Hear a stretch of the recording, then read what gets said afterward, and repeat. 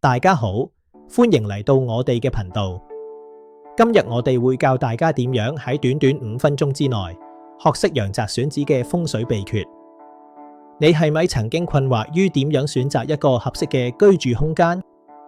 又或者你係咪對你而家嘅家居環境感到唔滿意？今日嘅影片將會帶你深入了解呢啲問題嘅解答。我哋即刻開始。風水學係一門古老而深奧嘅學問，佢影響住我哋嘅生活、健康以及運勢。喺呢段片，我哋會分享一啲最重要嘅陽宅選址技巧，由最基礎嘅風水術語入手，等你可以快速掌握風水嘅核心理念同實用技巧。無論你係新手定係有基礎嘅學習者，內容都好豐富。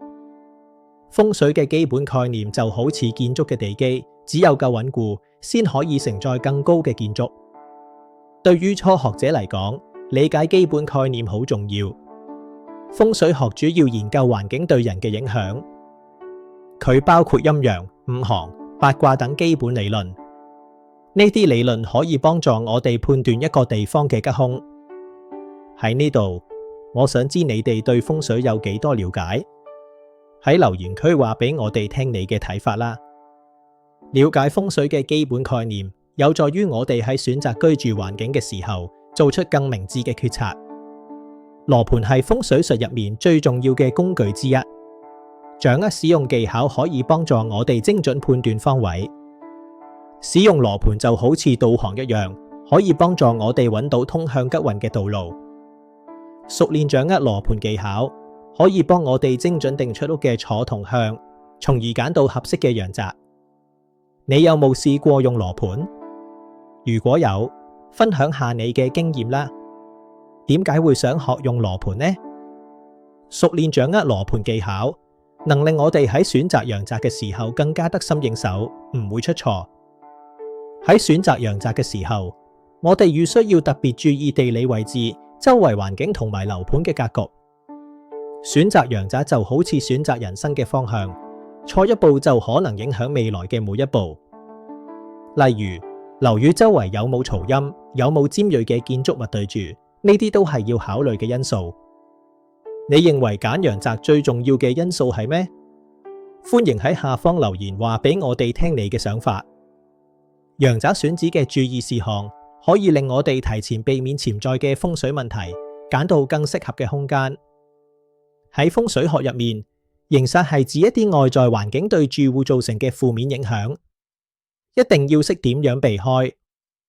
形煞就好似潛伏嘅敵人，如果唔及時發現，可能會對我哋嘅生活造成影響。